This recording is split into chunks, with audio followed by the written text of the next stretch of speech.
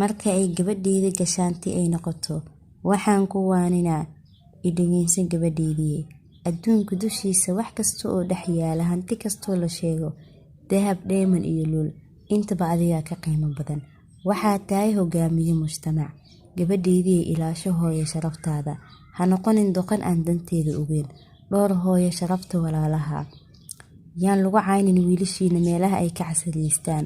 noqo daacad dhowrsan oo xijaaban ka dhiga kitaabka qur-aanka aayatiinka noloshaada bar oo ku camal fala xadiista nebiga sallallahu calayhi wasallam ka fogow hooyo jaceyl aan loo ilaalinaynin xuduuda rabbi subxaanahu watacaala ka fogow kuwa jecel dumarka badan hooyo yaan lagaa wasaqaynin qalbigaaga waa sida dhaloo kale hooyo xilliga ay kaa daba ordaan ragga waa xilligaad ugu dhilaal badan tahay noqo gabar degan oo caqliga badan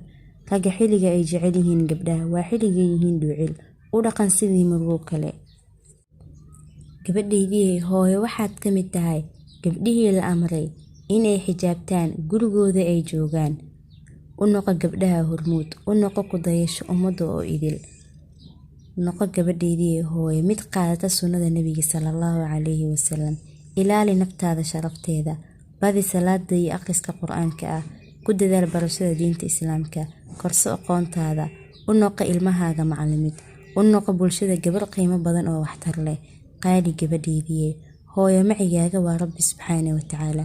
ee qaada kitaabka qur-aanka ah ee munasalka ah kuna camal fal axaadiista nebiga sallallahu calayhi wasallam waxaad ku dayataa gabdhihii wanaagsanaa ee saxaabada ahaa